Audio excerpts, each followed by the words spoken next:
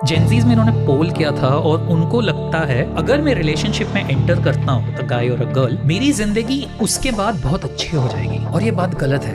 I was in a very beautiful relationship with my girlfriend for 4.5 years, but we broke up last year. Gen Z. Gen Z. Gen Z. Gen Z. Gen Z. So Gen Z. Generation Z. Gen Z. Gen Z. Gen Z. What is Gen Z?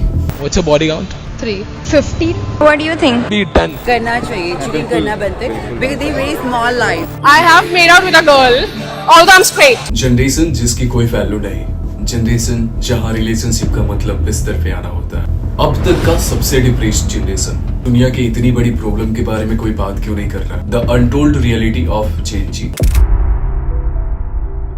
Tough time create strong people create easy time create weak peoples and weak peoples creates tough time। 1995 से लेकर 2010 के बीच जन्म लेने वाले बच्चे को जेन जी कहा जाता है। इन लोगों के पास आने वाली जनरेशन पर असर डालने की ताकत है। तो अगर आप भी एक जेन जी हो तो मुझे बड़े दुख के साथ कहना पड़ रहा है कि देश का फ्यूचर आपके हाथ में है। बुरा मत मानना, लेकिन मैं ऐसा इसलिए कह रहा हूँ क्योंकि ये बात आपको एहसास भी नहीं। 1901 से लेकर आज तक की बात करें तो करीब 7 जनरेशन आ चुकी है, जैसे कि 1901 से लेकर 1927 तक ग्रेटेस्ट जनरेशन, फिर साइलेंट जनरेशन, फिर बेबी बूमर्स, फिर जनरेशन एक्स, उसके बाद मिलेनियल, फिर उसके बाद जेन जी जो कि हम हैं, और फाइनली उसके बाद जनरेशन अल्फा। 1901 से 1945 के बीच इस दुनिया ने बहुत मुश्किल समय देखा। बहुत ज्यादा डिप्रेशन था। 2 वर्ल्ड वॉर्स भी इसी समय हुए। कई देशों में आजादी की लड़ाइयां चल रही थी तो कहीं सिविल राइट्स जैसे मूवमेंट चल रहे थे। यानी कि जो ग्रेटेस्ट जनरेशन थी उसने बहुत मुश्किल समय को फेस किया। 1945 तक और बाद में 1980 तक ये जनरेशन ने सबसे ज्यादा चैलेंज को फेस किया, सबसे ज्यादा क्राइसिस देखा, बहुत सारा मेंटल प्रेशर झेला। उसके बावजूद इस जनरेशन ने इस देश की आजादी दिलाई, इस देश को आगे बढ़ने की एक नई राह दी। उसके बाद में आ गई हमारी मम्मी पापा वाला जनरेशन जो की थी 1980 से लेकर 1996 तक था, और इस जनरेशन को बोला गया मिलेनियम जनरेशन। ये जनरेशन एडेप्टिव थी, पॉजिटिव थी, फ्यूचर को लेकर काफी ऑप्टिमिस्टिक और बहुत ही कैलकुलेटिव थी। और इसी जनरेशन में जन्म होती है इस जनरेशन का जिसका नाम है जेन जी, जिन्हें दुनिया एक डूम, पर्पसलेस और बर्बाद जनरेशन कह रहा है। पर इसमें कितनी सच्चाई है? क्या सच में हमारी फ्यूचर जनरेशन का फ्यूचर अंधेरे में है? जेन जी जिनके लिए लाइफ काफी आसान है, ना कोई वार्स, ना किसी तरह की गुलामी, और हाथों में टेक्नोलॉजी के रूप में ढेर सारी अपॉर्चुनिटी।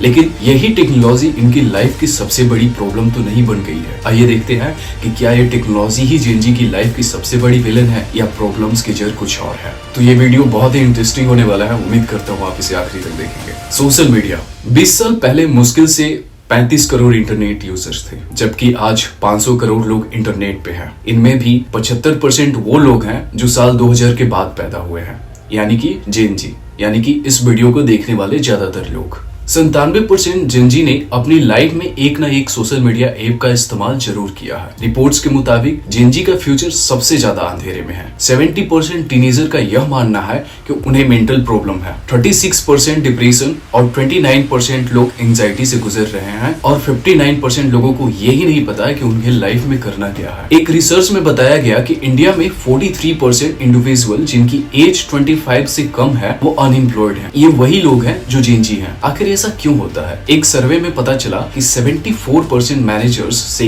कि it's difficult to work with Gen Z because the lack of discipline, the lack of focus, easily offend हो जाने वाली जनरेशन, और एक बहुत ही पुअर कम्युनिकेशन स्किल रखने वाली जनरेशन। और ये बातें किसी एक सर्वे की नहीं, कई अलग अलग सर्वे इन बातों को साबित कर चुकी है। ये नंबर्स किसी के भी रोंगटे खड़े कर सकते हैं। जेन जी में अगर अनएम्प्लॉयमेंट रेट इतना हाई है, अगर इतनी सारी प्रॉब्लम्स है, तो उनमें से बहुत बड़ा हाथ है सोशल मीडिया का, बिकॉज ये जनरेशन ऐसी है जिस जनरेशन में सोशल मीडिया खुद वजूद में आया। शिकागो की एक रिसर्च ने बताया कि बहुत सारे जेन जी एडिक्टेड है स्नैपचैट जैसी सोशल मीडिया पे स्ट्रीक मेंटेन करने के लिए। स्नैपचैट एक सोशल मीडिया प्लेटफॉर्म है जो स्ट्रीक मेंटेन करने के लिए फेमस है, जो कि जेन जी के बीच में बहुत ज्यादा पॉपुलर है। इसमें एक फीचर होता है, जब आप अपने किसी एक दोस्त को 3 से ज्यादा स्नैप्स भेजते हो तो वो एक स्ट्रीक काउंट हो जाता है, और ये आपको पुश करता है कि आप इस स्ट्रीक को कभी तोड़ो मत। ये स्ट्रीक ना तोड़ने पर आपको रिवॉर्ड करता है। जैसे 100 दिन से ज्यादा कोई स्ट्रीक मेंटेन कर रहा है तो 100 वाला एक इमोजी दे देते हैं। अगर कोई बहुत लंबी स्ट्रीक है तो माउंटेन वाला इमोजी दे देता है। मैंने एक आर्टिकल में पढ़ा कि एक लड़के ने अपने दोस्त को रात में 4 बजे कॉल करके उठाया कि भाई स्ट्रीक टूटनी नहीं चाहिए। इस तरह से लोग सोशल मीडिया से इन्फ्लुएंस है। आगरा की ही बात बताता हूँ, एक दीदी ने जहर खा लिया सिर्फ इसलिए कि उनको सोशल मीडिया पर फॉलोअर्स बढ़ाने थे। जहर खाकर वीडियो डाल दिया ताकि वे फेमस हो जाए। जब कुछ नहीं मिला तो सोचा कि यही करके देख लेते हैं, शायद इसी से फॉलोअर्स आ जाए। अच्छा, मैंने ऐसा कोई साइन सुना है, ये BTS आर्मी का होता है जो कि एक पॉप है कोरिया का। इससे इंडिया में 2 लड़कियां इतना ऑब्सेस्ड थी जो कि कोरिया के लिए घर से निकल गई बिना घर पे बताए, सब कुछ छोड़ छाड़ के, और उनको बेसिक मोड ऑफ ट्रेवल भी नहीं पता था। और वो 13 साल की ही थी। बाद में जब पुलिस ने उनको पकड़ा, उनके घर भेजने की तैयारी बना ली, तब जाकर ये न्यूज में ये बातें खुली। So this is the type of impact जो कि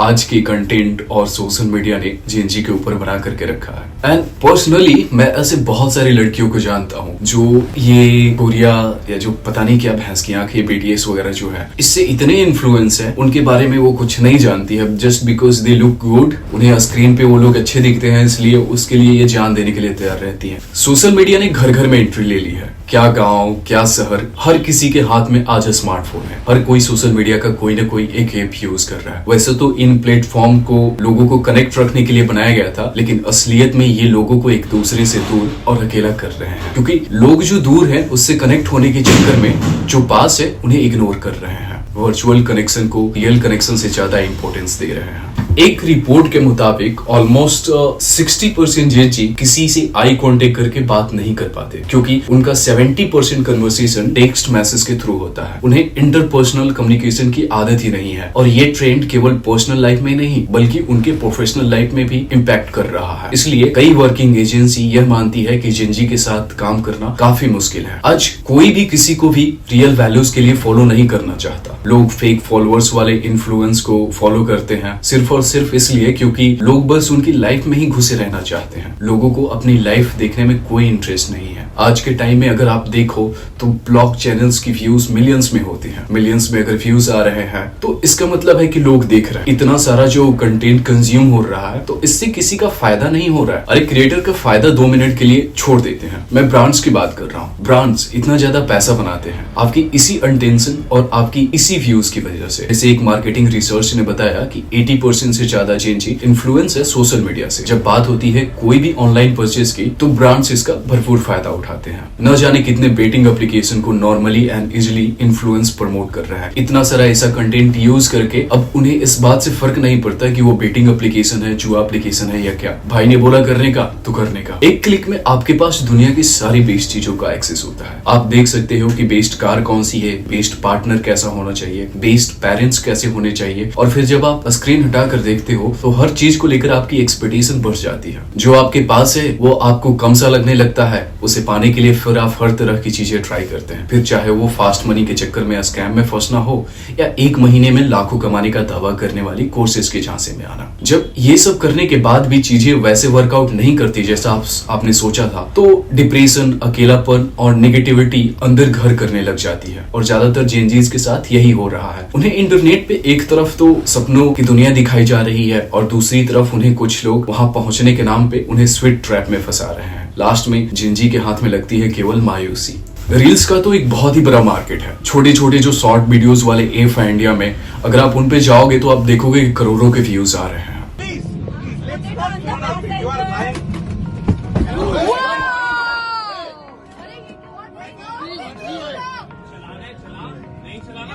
जैसे अभी एक बहुत ही रिसेंट इंसिडेंट सामने आया है जिसमें ये बंदा फ्लाइट में कैप्टन को थप्पड़ मार रहा है सिर्फ इसलिए कि फ्लाइट लेट हो गई। अरे भाई, फ्लाइट लेट होती है तो तुम्हारे ही सेफ्टी के लिए लेट होती है ताकि आप सेफ घर पहुंच सके। कुछ ना कुछ रहा होगा तभी तो लेट हुई। लेकिन ये बंदा इतना इम्पेशेंस है कि भाई साहब ने जाकर थप्पड़ ही मार दिया, वो भी कैप्टन को। इस जनरेशन के लोगों को हर चीज जल्दीबाजी चाहिए। इन्हें पेशेंस की कोई कदर नहीं है, या ऐसा कह सकते हैं कि इनके अंदर कोई पेशेंस ही नहीं है। गोल्डफिश देखा है आपने? Average attention span of goldfish is 9 second. Microsoft अभी कनाडा में एक रिसर्च करा 2000 जेनजीज के ऊपर, जिसमें पता चला कि जेनजी का अटेंशन स्पैम 8 सेकेंड तक आ गया है, जो कि गोल्डफिश से भी कम है। ये अटेंशन स्पैम और कंसंट्रेशन कम करने में जो सबसे बड़ा योगदान है वो है इन रील्स का, इन शॉर्ट वीडियोस का। हुकअप कल्चर, जेनजी की बात हो और हुकअप कल्चर के नाम न आए, ऐसा कैसे हो सकता है? Casual sex, hookups on the name of dating. इस जनरेशन में बहुत सारे न्यू टर्म आ गए हैं, जैसे कि सिचुएशनशिप, बेंचिंग एक बहुत ही ट्रेंडिंग टर्म है जेन जी के बीच में, जिसका मतलब होता है कि आपके दिमाग में 3-4 लोगों के लिए अलग अलग पॉसिबिलिटीज है, तो आप किसी एक इंसान पे कमिट नहीं कर पा रहे हो, आप उसे नहीं बोल पा रहे हो, आप एक कमिटेड रिलेशनशिप में नहीं आ रहे हो, आप फंसा के रख रहे हो उसको। ये जेन जी के बीच में बहुत कॉमन है। वो कहते हैं ना कि in my mind I was committed to you, but the sad part is that कि कितने सारे लोग इन लोगों को अपना आइडियल बनाकर बैठे हैं। जब इनकी शादी हुई थी तो कितने सारे लोगों ने ऑनलाइन पोस्ट डालना शुरू कर दिया था, oh my God so lovely, hashtag couple goals, क्या क्या लिखना शुरू कर दिया। देख लिया सच्चाई, एक वीडियोस वायरल किया हुआ, सब लोगों ने अपनी अपनी ओपिनियन देना शुरू कर दिया। यही है एक जेन जी की सच्चाई, जब तक कि कुछ वायरल नहीं होता तब तक कि उसको मानते ही नहीं। इंडिया में ये ट्रेंड है कि लोग बॉलीवुड सेलिब्रिटीज को अपना आइडियल बनाकर बैठे हैं। लाइफ का परसेप्शन एक बॉलीवुड सेलिब्रिटीज से लेते हैं, उनको जिंदगी कैसे जीना है वह उनसे सीखते हैं। तो ये एक बहुत बड़ी प्रॉब्लम है, बट लोग इसे एड्रेस नहीं कर रहे हैं, लोग इसे बहुत ही कॉमनली लेते हैं। एक जमाना था जब रोमांटिक रिलेशनशिप को सोसाइटी में माना ही नहीं जाता था, केवल मैरिज सिस्टम था जिसमें फैमिली क्रिएट की जाती थी और सब कुछ रिस्पॉन्सिबिलिटी के फीलिंग पर चल रहा था। उसके बाद जमाना आया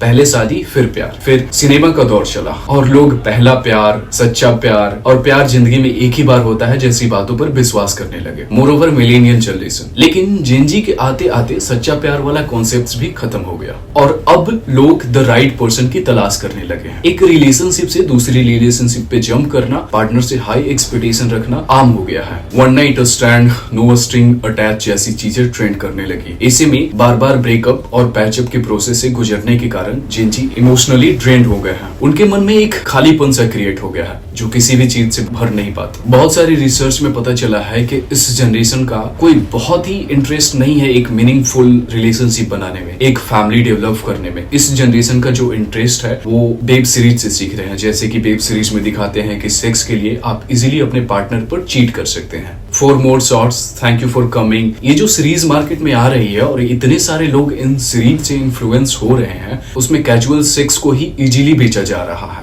और इस चीज को नॉर्मलाइज किया जा रहा है कि it's not a big deal to cheat on your partner just for the sake of sex. No string attach, friends with benefit, ये ऐसे टर्म्स हैं जो जेन जी के बीच में बहुत ही कॉमन है और लोग इजीली इसे यूज कर रहे हैं। इसका मतलब होता है कि without having any kind of romantic relationship, any kind of long term relationship, you can have sex with your friends on the name of friends with benefit. 2013 की एक स्टडी में पता चला कि कैसे कैजुअल सेक्स एक फीलिंग ऑफ अनफुलफिल्ड को develop करता है और आपको मेंटली इफेक्ट करता है। पोर्न, अगर जेन जी की बात करें और पोर्न की बात ही न करें तो ये तो ऐसी ही हो गई जैसे कि रामायण बिना सीता की। Porn is a very normal thing to Gen Z. आजकल के सोशल मीडिया, प्रिंट मीडिया और इन्फ्लुएंसर ने हाइपर सेक्सुअलाइजेशन का बहुत ही आम कर रखा है और यूथ में पोर्न एडिक्शन बहुत तेजी से बढ़ रहा है। 45,000 करोड़ की इंडस्ट्रीज है पोर्न, जो कि एक बहुत ही लुक्रेटिव इंडस्ट्रीज है और इंडिया आज दुनिया में नंबर 3 पे आता है पोर्न देखने के मामले में। बहुत सारे जेन जी हैं जो कहते हैं कि वे डिप्रेस्ड है, स्ट्रेस्ड है just because of this addiction. बेचारे लोगों को पता ही नहीं कि उनकी आधा से ज्यादा जो मेंटल हेल्थ वाली प्रॉब्लम है उसके रूट कॉज ये पोर्न वेब सीरीज और जितना भी एडल्ट टाइप का कंटेंट को जो कंज्यूम कर रहे हैं, जितना ज्यादा वे कंज्यूम करते हैं उतना ज्यादा उनके ब्रेन के रिवॉर्ड सिस्टम में डोपामिन रिलीज बढ़ता है और जितना ज्यादा डोपामिन रिलीज होता है उतना तेजी से ब्रेन डिसेंट्रलाइज हो जाता है। हमारे दिमाग में बहुत सारे केमिकल्स होते हैं और ये सारे केमिकल्स एक राइट चीजों के लिए बने होते हैं, बट जब हम उसको इन सारी चीजों के थ्रू इतना ज्यादा एक्सप्लॉइट कर देते हैं तो केमिकल इम्बैलेंस दिमाग के अंदर क्रिएट हो जाता है और वो केमिकल इम्बैलेंस हमें लीड करता है एंजाइटी, डिप्रेशन की ओर और फिर आदमी दुखी रहता है, मगर ये समझ नहीं पाता कि दुख का कारण क्या है। A limited amount of study shows that watching porn leads to the depression and anxiety, मगर फिर भी लोग मानते नहीं।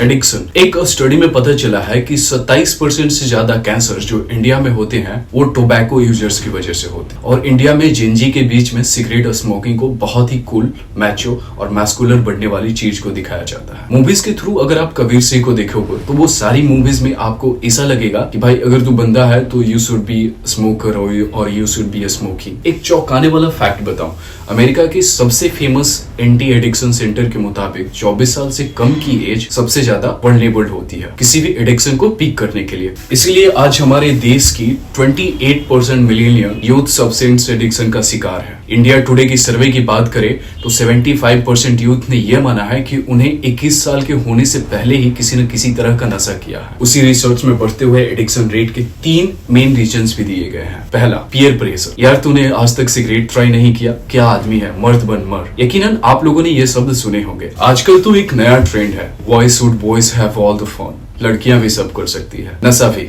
और इसी तरह जेन जी अपनी कम्युनिटी में फिट होने के लिए, खुद को स्टड साबित करने के लिए इन चीजों को ट्राई करते हैं और फिर एडिक्टेड हो जाते हैं। दूसरा बड़ा रीजन है मेंटल हेल्थ। आपको डिप्रेशन होगा, उसे भुलाने के लिए आप शराब, स्मोकिंग और ड्रग्स का सहारा लोगे। फिर जैसे ही आप नशे से बाहर आओगे, आपको और डिप्रेशन फील होगा। इस तरह आप कभी इस ट्रैप से बाहर नहीं आ पाओगे। यही रीजन है कि कई यंगस्टर इस ट्रैप में कुछ ऐसा फंसते हैं कि इससे बाहर आने की जगह उन्हें मरना ज्यादा आसान लगता है। तीसरा और बड़ा ही अनएक्सपेक्टेड रीजन, बोर्डम। आज की सिनारियो कुछ ऐसा है कि एक इंसान दूसरे इंसान को बर्दाश्त नहीं करता क्योंकि उसको तरह तरह की फ्रीडम चाहिए। इसलिए ज्यादातर जेन जी अकेले रहना ही पसंद करते हैं। इससे में बर्डन को दूर करने के लिए लोग एडिक्शन का सहारा लेते हैं। 2 पैक लिए, सोशल मीडिया स्क्रॉल किया और फिर सो गए। देखते देखते कब आपको उसकी लत लग जाती है आपको पता भी नहीं चलता।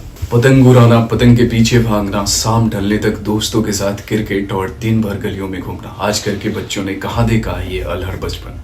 जैसे जैसे दुनिया मटेरियलिस्टिक हुई, बच्चों का पालने का ढंग बदलने लगा। पेरेंट्स 1 या 2 बच्चे रखने लगे। अब ये बच्चे इतने पैम्पर्ड होते हैं कि माँ बाप इन्हें आंखों से दूर ही नहीं जाने देते। इस तरह की पेरेंटिंग को हेलीकॉप्टर पेरेंटिंग स्टाइल कहते हैं।